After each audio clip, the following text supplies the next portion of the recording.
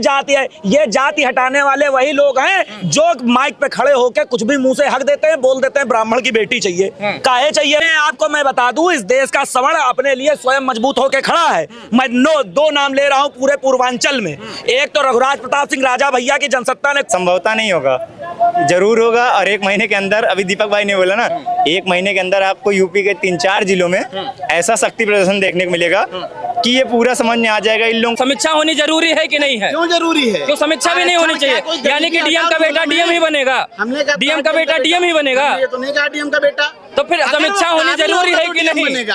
आरक्षण किसी की बूता नहीं जो खत्म कर दे। 22 राज्य में भाजपा सरकार है, केंद्र में 12 साल से सरकार है, इनकी भी हैसियत नहीं कि आरक्षण में छेड़छाड़ कर दें। खत्म करने की बात दिखा देते हैं। तुम किस गली के? चलो भाई। नमस्कार, आप देख रहे हैं नेशनल अयोध्या। मैं स्वागत करता हूं। हम बात करने जा रहे हैं कि इस समय एक प्रोटेस्ट समाप्त हुआ था, वो सीजेपी का था। उसके बाद आपने देखा होगा कि आरक्षण हटाओ के आंदोलन शुरू हो चुका है। संभवतः कहा जा रहा है कि अगस्त में बहुत बड़ा आंदोलन भी होगा।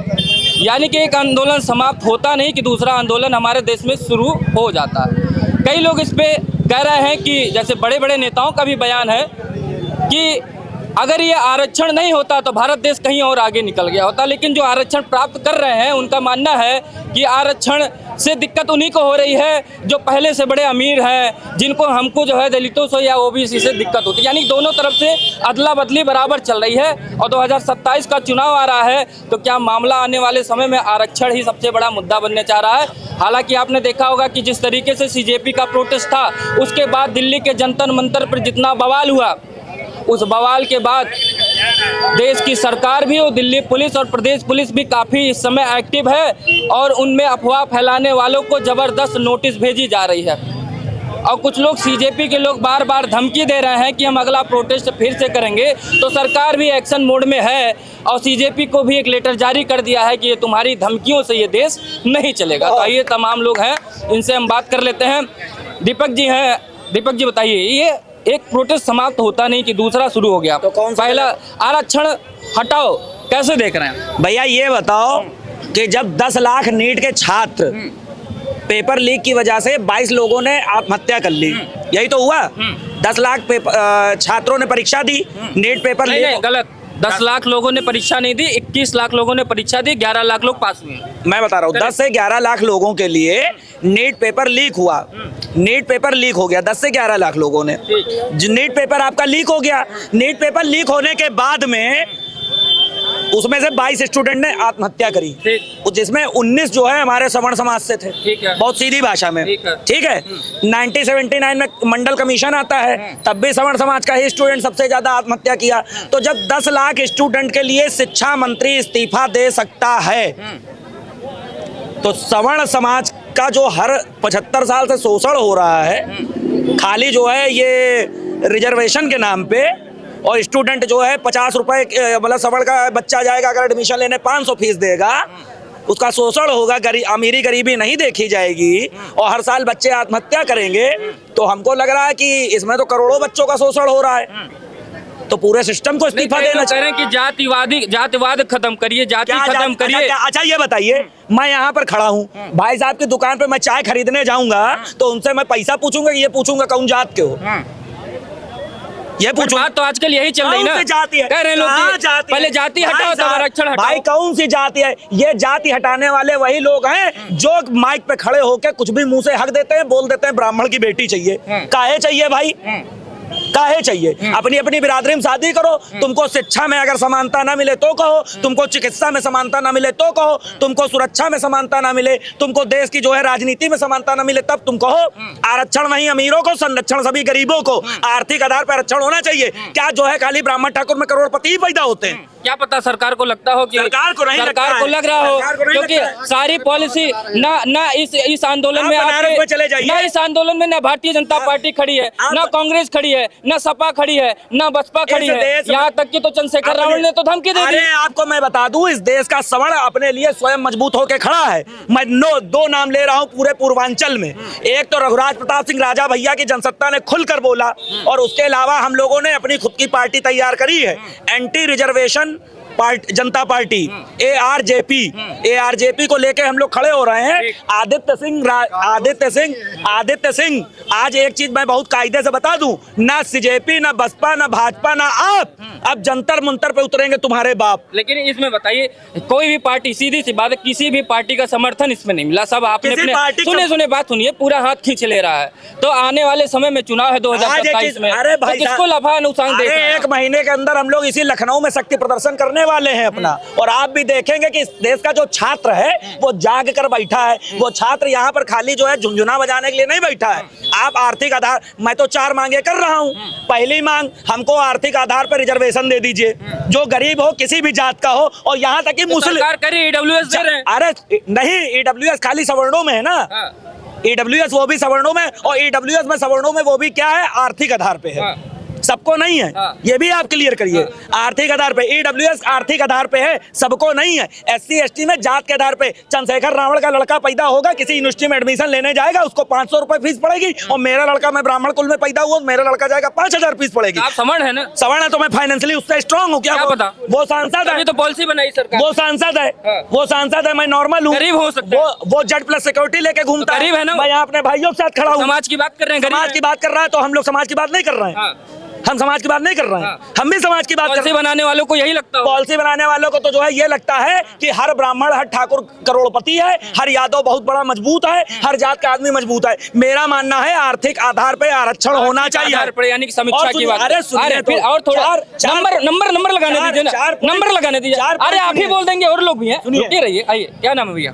तेजस शांडिल जी शांडिल जी, क्या आपको भी क्या लग रहा है, ये जो एक प्रोटेस्ट खत्म हुआ, दूसरा शुरुआत हो गया, समर्थन बहरहाल समर के लोग ही आपस में कर रहे हैं, लेकिन न कोई नेता समर्थन में आ रहा है, न कोई पार्टी समर्थन में आ रही है, तो इस आंदोलन को कैसे आगे बढ़ाएंगे? CJP के साथ तो कांग्रेस थी, CJP के साथ तो सपा थी, CJP के साथ तमाम ऐसे आम आदमी पार्टी, पॉलिटिकल पार्टियां थी, लेकिन इस आंदोलन में सभी चुप्पी साध रखे हैं। कैसे इस मूवमेंट को आगे बढ़ाएंगे? जितनी पार्टियों का नाम लिया, सबने मिलकर CJP के साथ क्या उखाड़ लिया? सबसे पहला सवाल मेरा आपसे, बताइए। जंतर मंदिर पे देखा हुई होगा क्या? हाँ, तो क्या कर लिया? संसद फूकने की बात, फूक लिए, फूक गए ना, लाठी पाए ना, बिल्कुल। तो फिर वो उससे कुछ नहीं, मतलब संविधान की हत्या होगी भाई, संविधान की हत्या होगी। जो संविधान का डंका बजाते हैं सबसे ज्यादा, और खुद को कहते हैं हम हिंदू नहीं है, सबसे पहली चीज तो उनका आरक्षण खत्म करें। दलितों की बात नहीं कर रहा हूँ, क्योंकि लोग बहुत तेज जो है समझते नहीं है। कई लोग उसमें बौद्धिस्ट हो चुके हैं, वो तो अल्पसंख्यक हो गए, तो उनको SC ST का आरक्षण क्यों मिल रहा है? बिल्कुल वही सवाल, उनका 4% माइनॉरिटी के रिजर्वेशन दे। ये डंके की चोट पे चिल्लाते हैं हम हिंदू हैं ही नहीं, तो इनको भगाओ ना लात मार के। किसी ने इनको रोका है? ये आरक्षण लेने के लिए ऑन पेपर हिंदू बन जाते हैं, इनको भगाइए। और दूसरी चीज, आपने ये स्टार्ट किया था तो आपने बोला संभवतः एक दूसरा जो है आंदोलन शुरू होने वाला, संभवतः नहीं होगा, जरूर होगा। और 1 महीने के अंदर, अभी दीपक भाई ने बोला ना, 1 महीने के अंदर आपको यूपी के 3-4 जिलों में ऐसा शक्ति प्रदर्शन देखने को मिलेगा कि ये पूरा समझ में आ जाएगा इन लोगों को कौन कौन सपोर्ट में है, कौन क्या है। किसी राजनीतिक पार्टी का सपोर्ट नहीं चाहिए। और आपको ऐसा लग रहा है सवर्ण सिर्फ सपोर्ट में है, सिर्फ सवर्ण सपोर्ट में नहीं है, हम भी जो है सोशल मीडिया के माध्यम से जोड़ रहे हैं, सवर्ण भी पूरा सपोर्ट में है, यहाँ तक कि OBC समाज भी सपोर्ट में है, और SC समाज, हमारे दलित भाई भी सपोर्ट में। क्यों? इसका रीजन मैं बता दूं आपको।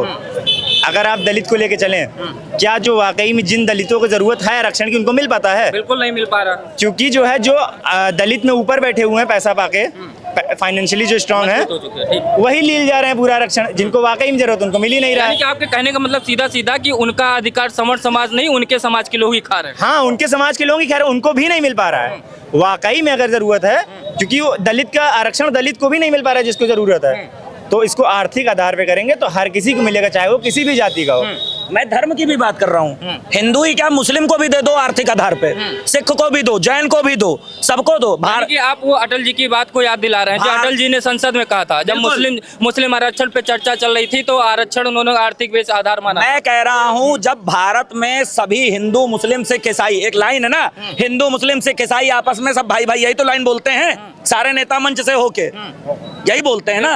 अब हिंदू मुस्लिम सिख ईसाई सबको दो आरक्षण, लेकिन आर्थिक आधार पे दो, पहला पॉइंट। दूसरा हमारा पॉइंट ये है, UGC बिल लाई थी सरकार, मैं ऐसे कह रहा हूँ 10 ठो उसमें जो है 10 नियम और कड़े करो, बनाओ 10 ठो नियम, उसमें 10 नियम और कड़े करो, उनके पक्ष में करो, लेकिन बदले में हमको सवर्ण संरक्षण एक्ट दे दो। सीधा सा बड़ी बात है, ये सीधा सिंपल सी बात कर रहे हैं कि आप जो एक्ट लगाना हो लगाओ, हमको सवर्ण आयोग दे दो। हमको एक सवर्ण संरक्षण एक्ट दे दो। SC एक्ट के SC एक्ट की बात नहीं हो रही। आप जो है UGC बिल लाए हैं, उसमें 10 ठो नियम और कड़े करो। उनको संरक्षण मिल रहा है तो हमें भी मिलना चाहिए। आपको क्या हम इस देश के नागरिक नहीं है? बिल्कुल है। भारत माँ के अगर 2 बेटे हैं, एक सवर्ण है, एक दलित समाज से है, तो दोनों बेटों को बराबर प्यार मिलना चाहिए ना। ठीक है, कुल मिला के दोनों बेटों को। इनसे भी पूछ लेता, आप ये जो चल रहा है आरक्षण को लेकर, आप कैसे देख रहे हैं? आरक्षण पे लेके जो चल रहा है, तो मैं आपके चैनल से बता देना चाहता हूँ, इस देश की जो केंद्र की सरकार है श्री नरेंद्र मोदी जी की, उन्होंने स्पष्ट शब्दों में कहा है, और इस देश के जो गृह मंत्री श्री अमित शाह जी हैं, उन्होंने भी स्पष्ट शब्दों में कहा है कि आरक्षण को किसी माई के लाल की हिम्मत नहीं कि आरक्षण में हाथ लगा दे। ये उनके शब्द हैं, इस सरकार के जो मुखिया हैं। पहली बात अभी नया भी आ जाएगा, जब अभी आंदोलन करोगे नया आ जाएगा, पहली बात सुनना। और दूसरी बात, अभी जो ये बात भाई साहब कह रहे थे, जब वो कह रहे थे अरे खत्म कर देंगे, अभी यहीं पे खत्म कर रहे, रुक जाओ। अभी जो भाई कह रहे थे कि आरक्षण जो है अबे यार ये क्या कर रहे हो? तो अभी वो जो भाई कह रहे थे कि भारत माँ के 4 बेटे हैं, सबको बराबर मिलना चाहिए, बिल्कुल हम इस बात से सहमत हैं, लेकिन भारत माँ के 4 बेटों को इज्जत भी तो बराबर मिलनी चाहिए। फिर ये अहिरवा, ये चमरवा, ये पसिया, ये धुबिया, ये भी तो नहीं होना चाहिए। पंडितवा कहाँ से होना चाहिए? पंडितवा भी नहीं होना चाहिए। हम तो हर बराबरी की बात करें। और सुनिए, जो EWS का आरक्षण मिल रहा है वो बिल्कुल असंवैधानिक है, और इसको जो है EWS में सभी स्वर्ण जातियां हैं, लेकिन EWS का पूरा आरक्षण एक जात खा रही है। इस पे भी तो एक वो होना चाहिए समीक्षा कि EWS का आरक्षण जो ठाकुर, पंडित, ब्राह्मण, बनिया और कायस्थ है सबके लिए है, लेकिन उसका लाभ पूरा एक ही वर्ग ले रहा है। और ये कौन सी दोगलापंती है कि आपका सवर्ण का बच्चा अगर वो 66,000 उसके परिवार वाले महीना कमा रहे हैं, कितना 66,000, 1,000 गज का मकान प्लाट अगर है शहर में, तो हाँ, तो वो गरीब की रेखा में आएगा। और वही पिछड़े का बच्चा अगर वो 5 लाख रुपए उसकी आमदनी है सालाना, तो वो क्रीमी लेयर में चला जाता है। 8 लाख है सरकार। नहीं 8 लाख है। सुन लीजिए, 8 लाख है। सुन लीजिए, अभी सम्राट चौधरी का बयान नहीं सुना, तो वो क्रीमी लेयर में क्यों जा रहा है? क्रीमी लेयर के बाहर 8 लाख के अंदर जो भी होगा, सवर्ण होंगे या जनरल होंगे, इसका मतलब कि जो बैकवर्ड है आपके साथ से ज्यादा अग्रेसिव वो आगे निकल गया है। अगर उसका हिसाब से नहीं, हाँ। जो समीक्षा होगी उसकी बात हुई। समीक्षा होनी जरूरी है कि नहीं है? क्यों जरूरी है? क्यों समीक्षा भी नहीं होनी चाहिए? यानी कि DM का बेटा DM ही बनेगा, DM का बेटा DM ही बनेगा, ये तो नहीं कहा DM का बेटा। तो फिर समीक्षा होनी जरूरी है कि नहीं? बनेगा जरूर DM का बेटा DM बनेगा, ये जरूरी नहीं है। क्यों DM का बेटा DM कैसे बनेगा? अरे यार पढ़ के बनेगा, तो वो बराबरी का अनुभव होना चाहिए। बनेगा। आरक्षण दिया गया था, बराबरी ना, समानता ना। आर्टिकल 15-16 में यही चीजें तो लाई गई थी कि समानता लाने के लिए शिक्षा के आधार पर, शिक्षा के आधार पर। जो स्पीकर हैं लोकसभा के, उनकी बिटिया कौन से उस पे नियम पे बन गई? IAS कौन से नियम से बनी? लेटरल एंट्री से बनी है। पीछे के दरवाजे से केंद्र सरकार ने सवर्णों के बच्चों को पीछे के दरवाजे से IAS बना दिया, और दलित और पिछड़े के बच्चे जाके मेहनत कर रहे हैं, पढ़ रहे हैं, और बात करते हैं 40 और 90 की कि हम 40 लाएं वो 90 लाएं। तो आप एक उदाहरण हमको बता दीजिए जो -40 वाला कोई डॉक्टर बना हो पूरे भारत के इतिहास में। आप सरकार से डेटा मांगिए, आप RTI करिए। ये नियम अभी आया था कि -40 वाला, जो -40% 2008-9 का नीट का पेपर उठा के सॉरी माफ करिएगा, मेडिकल का पेपर उठा के देखिएगा, उसमें 0 नंबर पे सिलेक्शन हुआ है। मेरी बात नहीं सुनने, नहीं आपने कहा दिखाइए, तो मैं बता रहा हूँ। जो 0% का मतलब है कि आपको वो काउंसलिंग में बैठने का वो देता अधिकार, ना कि -40 को आप सीट देने का अधिकार होता है। और अगर -40 पे अगर आप उसको काउंसलिंग में बैठने दे रहे हैं, तो डोनेशन के आधार पर जो बड़े बड़े प्राइवेट मेडिकल कॉलेज हैं, उनमें सवर्णों के बच्चे जो डॉक्टरी पढ़ रहे हैं वो भी बंद होना चाहिए। सवर्ण के बच्चे क्या करोड़पति हैं? नहीं, सभी सवर्णों क्या करोड़पति? अगर उसका डेटा सरकार दे दे, हाँ बिल्कुल मांगना चाहिए सरकार से। मैं आज कहता हूँ डेटा जारी करे कि किसको लाभ मिला है, ये तो जारी होना चाहिए कि किसको लाभ हुआ है। बच्चे हैं जिनको नीट या MBBS से कोई वास्ता नहीं है, लेकिन वो 1 करोड़ 2 करोड़ प्राइवेट जो कॉलेज है, डेटा जारी होना चाहिए। मैं तो कहता हूँ डेटा जारी करे भाई, किसको मिला लाभ, किसको नहीं मिला, डेटा जारी होना जो चाहिए। पढ़ ही नहीं रहे हैं, जो अपने बाप के पैसे के दम पे MBBS डॉक्टर बने जा रहे हैं, और निकाल के अपना हॉस्पिटल खोले ले रहे हैं, और जो मरीज मर रहे हैं वो 40% वालों से नहीं मर रहे हैं, क्योंकि 40% वाला तो पढ़ रहा है, कम से कम सिलेबस देख रहा है। लेकिन जो अमीर बाप का बच्चा है, चाहे वो किसी जाति धर्म का है, वो अपने बाप के पैसे के दम पे वो पढ़ता ही नहीं ठीक है। है। प्राइवेट वाले तो आरक्षण क्यों जरूरी है, यही सवाल है कि आरक्षण क्यों जरूरी है भाई। 70 साल में अगर लोगों को समानता में नहीं लाया जा सका तो कहीं ना कहीं पॉलिसी में दिक्कत है, इसलिए इसमें समीक्षा की बात हो रही है। आरक्षण अभी जरूरी है और आरक्षण किसी की बूता नहीं जो खत्म कर दे। 22 राज्य में भाजपा सरकार है, केंद्र में 12 साल से सरकार है, इनकी भी हैसियत नहीं कि आरक्षण में छेड़छाड़ कर दें। खत्म करने की बात छोड़ दीजिए, छेड़ के दिखा दें, जल जाएंगे, झुलस जाएंगे। ये कहते हैं जलाने में ही तेजी है आप लोग, फूकने में ही तेजी है आप लोग। दिल्ली जलाने गए ही थे आप लोग, बस यही धमकी देते सरकार को कि अपने देश की संपत्तियां फूक देंगे हम। यही संस्कार है आप लोगों के पार्टी का। आरक्षण लेने के लिए पूरा देश फूका था, मंडल का मंडल मामला चल रहा था। तो हो सकता है आप बचपन आपका रहा होगा, मेरा बचपना था 91 के आसपास मंडल और कमंडल का आंदोलन चल रहा था। उस समय मंडल कमीशन लागू हुआ था। यहाँ मुलायम सिंह यादव मुख्यमंत्री से, बिहार में लालू प्रसाद क्या सवर्णों को धरना करने का अधिकार नहीं है? पूरा अधिकार है। क्या अपना आंदोलन करने का अधिकार नहीं है? पूरा अधिकार है। उस पे जो है टिप्पणी की है? कोई टिप्पणी नहीं है। सवर्णों को भी 10% आरक्षण मिला है ईडब्ल्यूएस के अंतर्गत। मांगा था क्या? बिल्कुल मांगा, नहीं मांगा था। बिना मांगे नहीं मिलेगा, बिना मांगे मिला है। सवाल नहीं पैदा होगा। 2018 में SC/ST एक्ट जब पास हुआ था, जो सुप्रीम कोर्ट के रोकने के बाद जब यहाँ पे सरकार ने इस पे फैसला अपना संसद में जारी किया था, तो सवर्णों की नाराजगी को देखते हुए सरकार ने 10% EWS लेकर आए थे। किसी ने मांगा नहीं था, किसी ने आंदोलन नहीं किया था कि हमको 10% EWS। सुझाव दिया होगा, मांगा होगा, ये बातें चल रही थी कि सवर्ण में भी गरीब होते हैं, मैं भी मानता हूँ सवर्ण में भी गरीब होते हैं। EWS में क्या फायदा मिलता है हमको बताइए। सुनिए, तो पिछड़ी जातियों के आरक्षण में क्या फायदा मिलता है? क्या उम्र में फायदा है, उम्र में एज में है फायदा, सुनिए, फीस में है फायदा, 5 नंबर में है फायदा। 1 नंबर से सिलेक्शन रुकता है यादव जी, 1 नंबर से। 1 नंबर नहीं होगा तो फॉर्म नहीं भर पाएंगे आप। क्या बात करते हैं, 1 नंबर के महत्व नहीं है। EWS में भी उनको फायदा मिलता है, मिलता है। और 10% इनको आरक्षण मिलता है, उनकी नियुक्ति में मिलती है। क्या मिलता है?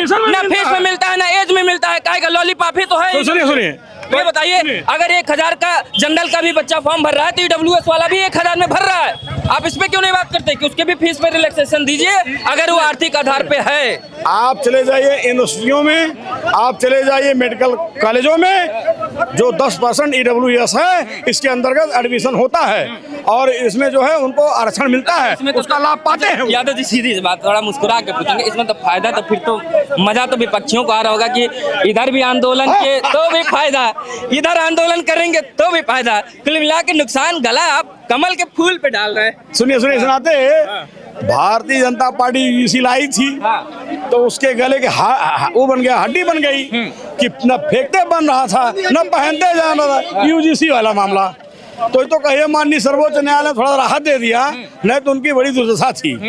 हटाते तब भी नुकसान और लागू करते तो नुकसान था ही, था कि नहीं था? यही हाल है इस सरकार का। कोई बिल लाती है बिना सोचे समझे, बिना चर्चा कराए लाती है, फिर वापस लेना पड़ता है। लोग के हंगामे से मियाँ का जूती मियाँ का सर, मियाँ का जूती मियाँ का सर।